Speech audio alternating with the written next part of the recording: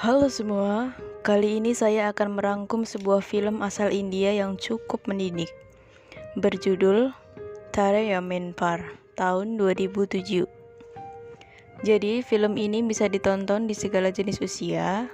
Film ini bercerita tentang seorang anak SD yaitu Ihsan yang sebenarnya mengidap penyakit disleksia. Tapi tidak ada seorang pun yang tahu atau memahami, baik itu guru di sekolahnya maupun orang tuanya sendiri. Nah, bagaimana kelanjutan kisahnya dan bagaimana nasibnya si Ihsan ini? Yuk kita mulai ceritanya. Film dibuka dengan menampilkan Ihsan yang baru pulang dari sekolah sambil menenteng nilai hasil ujian di tangan kanannya. Kemudian bermain dengan anjing di depan komplek rumahnya. Saking asiknya dalam bermain, kertas hasil ujiannya dirobek-robek anjing. Tapi itu semua dilakukan Ihsan dengan sengaja karena nilainya yang jeblok. Kemudian Ihsan menemukan benda yang menarik perhatian dan memungutnya. Saat ia sudah sampai di rumah dan duduk di kamar sambil bermain puzzle, tiba-tiba ibunya datang dan menanyai tentang hasil ujiannya, tapi Ihsan malah mengabaikannya. Oke, di sini saya akan menggambarkan jika Ihsan ini adalah seorang anak yang seperti pada umumnya. Jadi dari luar memang kelihatan tidak ada suatu kekurangan apapun gitu. Dia ceria dan memiliki dunianya sendiri sehingga kadang orang tidak bisa memahaminya. Tak lama, kakaknya yang bernama Johan pun pulang, dan kakaknya langsung memberitahu nilai ujian pada ibunya. Berbeda dengan Ihsan yang selalu mendapatkan nilai 0 di seluruh mata pelajaran, kakaknya selalu mendapatkan nilai terbaik di sekolahnya. Ihsan tidak memiliki teman karena semuanya menganggapnya idiot dan bodoh. Hingga pada suatu ketika Ihsan sangat marah dan hatinya begitu terluka, tapi tidak ada yang mengerti. Tapi walau begitu, keluarganya tetaplah menyayanginya walau sering emosi karena Ihsan memang sangat sulit diatur. Karena pada scan ini adalah menyanyi, maka saya akan menceritakannya saja. Di rutinitas seperti biasanya, semuanya tertib dan menggunakan waktu sebaik mungkin. Berbeda dengan Ihsan yang sampai siang bolong masih ngiler, sehingga ibunya harus mengurusnya dengan sangat baik. Ihsan tidak pernah merasa senang saat ada di sekolah. Saat pelajaran, Ihsan lebih suka memperhatikan keluar jendela dibandingkan pelajaran. Dan ini membuat gurunya sangat marah. Kemudian Ihsan diminta untuk membaca, namun ternyata Ihsan tidak bisa membaca. Padahal saat itu Ihsan di kelas 3 SD yang seharusnya sudah bisa membaca. Jadi menurut Ihsan, dia tidak bisa membaca hurufnya karena hurufnya menari-nari, dan ini pun membuat gurunya semakin marah hingga menyuruhnya keluar kelas. Pelajaran selanjutnya adalah pelajaran matematika, tapi saat itu Ihsan belum mengerjakan PR dan kertas hasil ujian yang seharusnya ditandatangani oleh orang tua belum ditandatangani oleh orang tuanya. Maka dari itu Ihsan memutuskan untuk bolos sekolah daripada nanti dimarahin dan disuruh nunggu di luar kelas. Jangankan gurunya yang selalu mengajar dengan penuh emosi terhadap Ihsan, bahkan ibunya sendiri pun saat mengajari Ihsan itu sangat emosi karena Ihsan tidak paham-paham juga. Walaupun di bidang akademiknya dia itu 0, tapi Ihsan memiliki imajinasi yang begitu tinggi. Dia itu suka seni dan suka sekali membuat sebuah karya seni, baik itu lukisan maupun kayak istana-istanaan seperti itu. Pada suatu hari, orang tua Ihsan mendapat surat panggilan ke sekolah karena Ihsan sering bolos, dan orang tua Ihsan yang baru tahu sangat marah kepada Ihsan. Tapi orang tua Ihsan dipanggil bukan hanya soal bolos, melainkan menyarankan orang tuanya untuk menyekolahkan Ihsan di sekolah yang berkebutuhan khusus.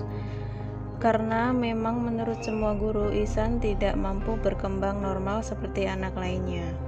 Dan selama ini Ihsan bisa naik kelas itu karena kepala sekolahnya memberikan Ihsan kesempatan, tapi tidak untuk kali ini.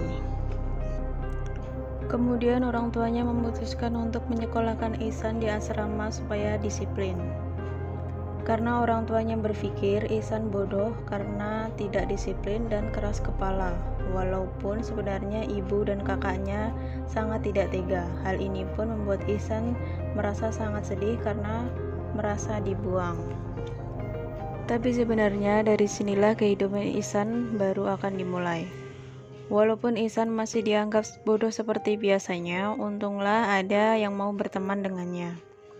Tapi tetap saja Ihsan stres dan tertekan karena saat menatap tulisan imajinasinya mulai bermain, dan sama seperti di sekolah sebelumnya, Ihsan terkenal di kalangan guru sebagai bocah gila dan idiot. Hingga pada suatu hari muncullah seorang guru seni baru yang bernama Ram. Awalnya Ihsan masih sangat diam saja, sama seperti di pelajaran lainnya, dan ini membuat guru seni itu penasaran. Mulai dari Ihsan yang hanya diam saja saat pelajarannya, dan ketika pelajaran lain Ihsan di luar kelas karena dihukum. Hingga pada suatu hari Ram menanyakan tentang Ihsan kepada teman sebangkunya, dan disitulah Ram baru mengerti jika Ihsan memang berbeda. Kemudian dia mulai membuka buku-buku tugas Ihsan, dan ternyata benar Ihsan itu berbeda. Kemudian Ram yang khawatir dengan Ihsan langsung bergegas menemui orang tua Ihsan, karena Ram takut jika terlambat Ihsan bisa semakin tertekan, takut, dan akhirnya terjadi hal yang tidak diinginkan. Di rumah Ihsan, Ram sangat terkesan dengan hasil karya Ihsan, karena selama ini di sekolah Ihsan hanya diam saja walaupun pada saat pelajaran melukis, yaitu kegiatan kesukaannya. Dan di sini Ram mulai menjelaskan apa yang sebenarnya dialami oleh Ihsan dan pada keluarga Ihsan. Ram mengatakan jika salah satu ciri kelainan adalah bila seseorang melakukan kesalahan tapi ada polanya. Kemudian Ram menunjukkan buku tugas Ihsan sebagai contohnya. Ram mengatakan Ihsan membaca atau menulis B menjadi D. Menulis Sir, S-I-R, malah menjadi sebaliknya.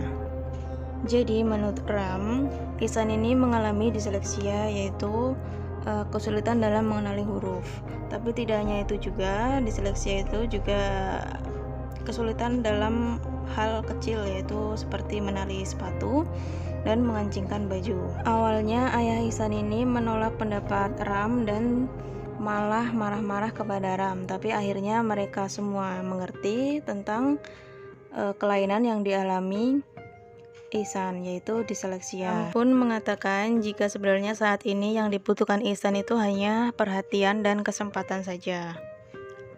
Ram mulai mengajar lagi, dan seperti biasa Ihsan diam saja. Tapi kali ini Ihsan mulai melihat dan tertarik pada Ram, karena Ram mendongeng di pelajarannya. Dan kisahnya sangat mirip dengan apa yang dialami oleh Ihsan. Dan di akhir pelajaran Ram memberitahu Ihsan jika itu adalah kisahnya. Dan disitulah Ihsan mulai mengerti jika ternyata Ram itu dulu mengalami hal yang sama seperti Ihsan, yaitu disleksia. Jadi Ram itu dulu merupakan seorang anak yang mengalami disleksia mirip sekali dengan Ihsan, tapi saat ini Ram sudah menemukan jalan keluarnya. Sejak saat itu Ihsan mulai membuka dirinya dan mulai membuat karya seni lagi. Tapi dia masih kurang percaya diri saat ini. Kemudian Ram pun menghadap kepala sekolah. Awalnya kepala sekolah mengira ingin mengeluh seperti guru lainnya, tapi Ram menawarkan diri untuk membimbing Ihsan.